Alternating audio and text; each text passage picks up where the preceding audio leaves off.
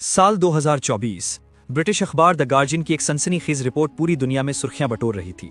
Report में खुफिया अधिकारियों के हवाले से यह दावा किया गया कि 2020 के बाद से पाकिस्तान के अंदर लगभग 20 ऐसे आतंकियों की हत्या हो चुकी है जो भारत में मोस्ट वांटेड थे। ये सभी हत्याएं रहस्यमयी परिस्थितियों में अज्ञात बंदूकधारियों द्वारा की गई थीं।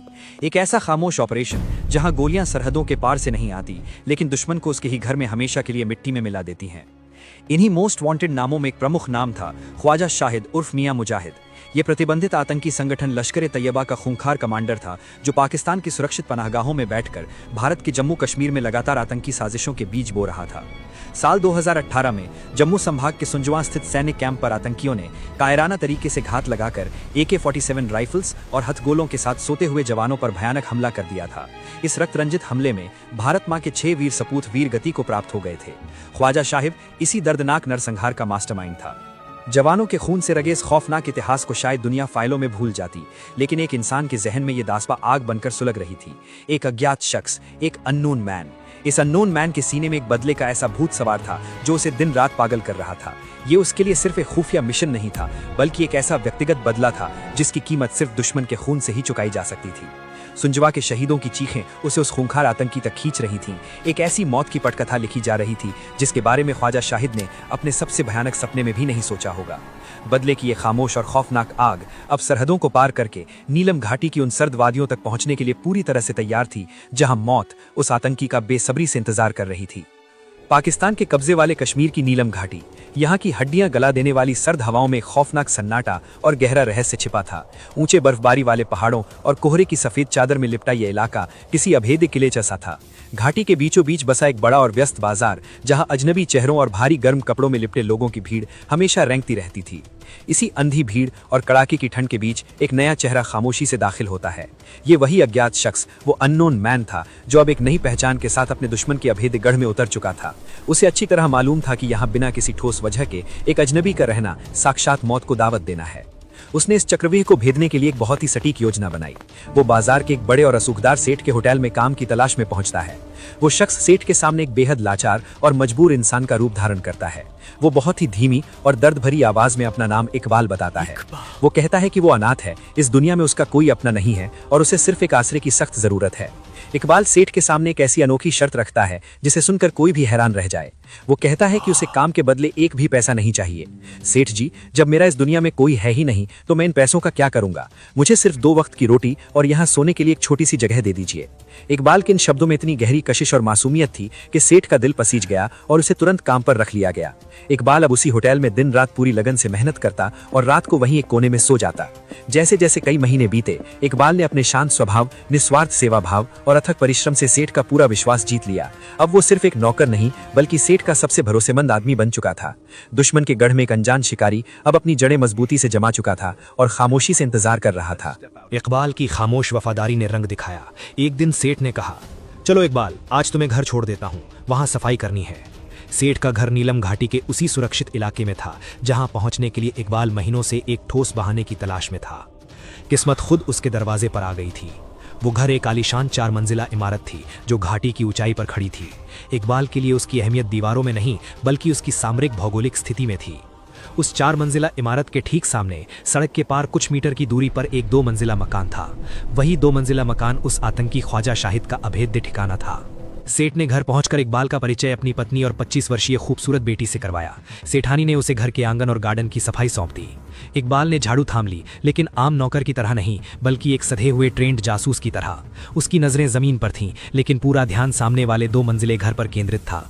इसे कोवर्ट ऑब्जर्वेशन कहते हैं। वो झाड़ू लगाता हुआ धीरे धीरे उस एंगल की तरफ खिसका जहां से सामने का नजारा साफ दिखे। उसने तिरछी नजरों से मुआयना शुरू किया। भारी लोहे के दरवाजे के बाहर 2 हथियारबंद गार्ड तैनात थे। उनके हाथों में AK-47 राइफलें थीं और नजरें सड़क से गुजरने वाले हर इंसान पर टिकी थीं। इकबाल का दिमाग सुपर कंप्यूटर की तरह काम कर रहा था। गार्ड्स की शिफ्ट, हथियारों का प्रकार और दरवाजे की ऊंचाई दर्ज हो रही थी। अचानक सामने वाले घर की दूसरी मंजिल की बालकनी का दरवाजा खुला। इकबाल की नब्ज तेज हो गई। बालकनी में ख्वाजा शाहिद खड़ा था, वही खूंखार दरिंदा जिसके हाथों पर सुंजवा के 6 वीर जवानों का खून लगा था। दुश्मन को इतने करीब देखकर इकबाल का खून खौल उठा। हाथ की नसें तन गईं और झाड़ू की मूठ पर पकड़ इतनी सख्त हो गई कि लकड़ी चरमराने लगी। लेकिन उसने अपनी सुलगती भावनाओं को फौरन काबू में किया। एक बेहतरीन जासूस जज्बातों को चेहरे पर हावी नहीं होने देता। उसने अपना सिर वापस नीचे झुका लिया। सफाई का काम पूरा करने के बहाने वो तेजी से सीढ़ियां चढ़ता हुआ 4 मंजिला इमारत की सबसे ऊपरी छत पर पहुंच गया। छत से नीलम घाटी और उस आतंकी के घर का चप्पा चप्पा साफ नजर आ रहा था। उसने सतर्कता से मुड़कर देखा कि कोई आसपास तो नहीं है। सुरक्षित महसूस होने पर उसने अपनी पैंट की गुप्त जेब से एक छोटा सैटेलाइट फोन निकाला। कुछ बटन दबाते ही इनक्रिप्टेड लाइन जुड़ गई। उसने बर्फ सी ठंडी आवाज में सिर्फ 3 शब्द कहे, टारगेट कंफर्म है, वो यही है। उसने साथियों को बताया कि पूरे ऑपरेशन को इतनी खामोशी से अंजाम देना होगा कि सूखे पत्ते के खड़कने की भी आवाज ना आए। इलाके का चप्पा चप्पा उस आतंकी के खबरी और समर्थकों से भरा था। जरा सी भनक लगी या गोली चली तो चंद मिनटों में हथियारों से लैस भीड़ इकट्ठा हो जाएगी। इकबाल जानता था कि यह सीधे मौत के कुएं में छलांग लगाने जैसा है। मिशन का पहला मुश्किल चरण पूरा हो चुका था। अचानक पीछे लोहे के दरवाजे की भारी चरमराहट गूंजी। इकबाल की सांसें पल भर के लिए अटक गईं। एक जासूस का दिमाग सबसे बुरे हालात की कल्पना तुरंत कर लेता है। क्या उसका कवर टूट गया? उसने बिजली की फुर्ती से फोन जेब में खिसकाया और झाड़ू उठाकर जमीन बुहारने का नाटक करने लगा। पीछे सेठ की 25 वर्षीय खूबसूरत बेटी सायरा घर का कुछ कबाड़ का सामान एक बॉक्स में लिए खड़ी थी। इकबाल के माथे पर नर्वसनेस से पसीने की बूंदें उभर आईं। वो कनखियों से देख रहा था। क्या उसने कुछ सुन लिया? अगर सायरा ने एक भी शब्द सुना होगा तो इस खुफिया मिशन और इकबाल दोनों का अंत तय था। सन्नाटा इतना गहरा था कि इकबाल अपनी तेज धड़कनों को महसूस कर रहा था। सायरा धीरे धीरे आगे बढ़ी और वो कबाड़ का सामान एक साइड जमाने लगी। इकबाल बिना उसकी तरफ देखे अपना काम करता रहा। तभी सायरा रुकी और मुड़कर इकबाल को देखा। उस नज़र में शक बिल्कुल नहीं था। उस तिरछी नज़र में एक अजीब सी कशिश और प्यार भरी मासूमियत थी। इकबाल मशीन नहीं था, वो इंसानी जज्बातों को पढ़ने वाला एक चालाक जासूस था। वो समझ गया कि सायरा ने कुछ नहीं सुना, बल्कि वो उसकी सादगी पर दिल हार बैठी है। इकबाल का शातिर दिमाग तेजी से चला। दुश्मन के इस इलाके में छत से रैकी करने के लिए उसे रोज आना था। सायरा का झुकाव उसके लिए खतरा नहीं बल्कि एक मजबूत ढाल था। उसने सायरा की आंखों में देखा और मुस्कुरा दिया। अगले दिन नीलम घाटी की सुबह एक नई उम्मीद लेकर आई। इकबाल ने छत से देखा कि आतंकी के घर के बाहर तैनात दोनों हथियारबंद गार्ड एक गाड़ी में बैठकर कहीं दूर चले गए हैं। ख्वाजा शाहिद आज घर में बिल्कुल अकेला था। दुश्मन को अकेला पाकर इकबाल का खून नसों में तेजी से दौड़ने लगा। उसने अपनी गुप्त जेब से सैटेलाइट फोन निकाला और साथियों को संदेश भेजा, आज रात ठीक 12 बजे उसे उठाना है, टारगेट बिल्कुल अकेला है। खामोश मौत का पूरा सटीक प्लान तैयार था। रात के 10 बज चुके थे। नीलम घाटी में मौत जैसा सन्नाटा छा चुका था। इकबाल टहलने के बहाने इमारत की सबसे ऊपरी छत पर खड़ा था। उसने घड़ी देखी, 12 बजने में सिर्फ 2 घंटे बाकी थे। उसकी तेज नजरें सामने वाले उस 2 मंजिला मकान के दरवाजे पर गड़ी थीं। दिल की धड़कनें तेज होने लगी थीं। तभी अचानक सड़क पर गाड़ी की हेडलाइट चमकी। एक काली कार आकर सीधे आतंकी के घर के दरवाजे पर रुकी। इकबाल की सांसें अटक गईं। कार के दरवाजे खुले और 4 हथियारों से लैस लोग बाहर निकले। वे बिना कोई आवाज किए तेजी से अंदर चले गए और भारी दरवाजा बंद हो गया। इकबाल ने गुस्से से अपनी मुट्ठी इतनी जोर से भींच ली कि नाखून हथेलियों में चुभ गए। पूरा सटीक प्लान एक ही झटके में फेल हो गया था। महीनों की खतरनाक रैकी और बेहतरीन मौका हाथ से फिसल चुका था। वो अंदर ही अंदर बेबसी से उबल रहा था। अब मिशन को रोकना ही एकमात्र विकल्प था। तभी पीछे से दबे कदमों की आहट हुई और अगले ही पल 2 कोमल बाहों ने उसे पीछे से कसकर जकड़ लिया। इकबाल बुरी तरह चौंक गया। एक झटके में उसका हाथ छिपे हथियार की तरफ गया, लेकिन तभी एक जानी पहचानी खुशबू आई। वो सायरा थी। सायरा ने अपना सिर इकबाल की मजबूत पीठ पर टिका दिया। इतनी सर्द रात में ये एक बेहद रोमांटिक पल था। एक जासूस के लिए ये अजीब कॉन्ट्रास्ट था। एक तरफ मिशन फेल होने का भयंकर तनाव और गुस्सा, दूसरी तरफ सायरा की प्यार भरी बाहें। सायरा ने धीमी आवाज में पूछा, तुम इतनी रात को यहां अकेले क्या कर रहे हो? इकबाल अपने गुस्से को छिपाते हुए मुस्कान के साथ पीछे पलटने ही वाला था कि नीचे से सेठानी की तेज आवाज गूंजी, सायरा, कहां है तू? आवाज सुनते ही सायरा बुरी तरह घबरा गई। वो फौरन बाहों से छूटी और हड़बड़ाहट में सीढ़ियों से नीचे भाग गई। इकबाल फिर छत पर अकेला था। सामने मकान में शिकार आज सुरक्षित था। रात हार गई थी, पर मौत का खेल अभी बाकी था। 2 दिन बीत गए। इकबाल का लंबा इंतजार अब पूरी तरह खत्म हो चुका था। नीलम घाटी में फिर से वही खून जमा देने वाली सर्द और खौफनाक रात लौट आई थी। छत पर छिपे इकबाल की बाज जैसी तेज नजरें सीधे सामने वाली सड़क पर टिकी हुई थीं। तभी आतंकी के घर के दोनों हथियारबंद गार्ड अपनी भारी बाइक स्टार्ट करते हैं। वे आपस में कुछ बात करते हैं और तुरंत अपनी बाइक से कहीं दूर निकल जाते हैं। आज ख्वाजा शाहिद फिर से अपने उस बड़े घर में बिल्कुल अकेला है। इकबाल ने अपनी गुप्त जेब से तुरंत अपना सैटेलाइट फोन बाहर निकाला। उसने फौरन एक कूटलिखित संदेश भेजा, आज रात ठीक 12 बजे, मूव इन, टारगेट अकेला है। घड़ी की सुइयां टिक टिक करती ठीक 12 पर पहुंच गईं। रात का खौफनाक सन्नाटा पूरी घाटी को अपने भीतर निकल चुका था। इकबाल खामोशी से सेठ के घर के पिछले दरवाजे से बाहर निकला। वो काले कपड़ों में लिपटा हुआ मौत का एक अदृश्य साया लग रहा था। सड़क के उस पार 2 और साए घने अंधेरे को चीरते हुए बाहर उभरे। ये उसके खतरनाक अंडरकवर साथी थे। तीनों बिना एक भी आहट किए सीधे आतंकी के घर के पिछली दीवार के पास पहुंचे। आपस में कोई बातचीत नहीं, होंठ पूरी तरह सिले हुए, सिर्फ आंखों से तेज इशारे हो रहे थे। एक साथी ने अपने सामरिक बैग से एक खास तरह के गाढ़े केमिकल की ट्यूब निकाली। उसने खिड़की के मोटे कांच के चारों कोनों पर वो गाढ़ा तरल लगाया। सिर्फ चंद सेकंड का इंतजार, वो सख्त कांच बिना किसी आवाज के रबर की तरह कट गया। दूसरे साथी ने उस भारी कांच के टुकड़े को सक्शन कप से मजबूती से पकड़ा और बहुत धीरे से जमीन पर रख दिया। अंदर जाने का रास्ता अब बिल्कुल साफ था। तीनों ट्रेंड कमांडो बिल्लियों की तरह फुर्ती से खिड़की से अंदर घुसे। घर में घुप अंधेरा और कब्र जैसी शांति थी। तुरंत नाइट विजन गॉगल्स आंखों पर गिलाए गए। अब हरी रोशनी में घर का कोना कोना बिल्कुल साफ दिख रहा था।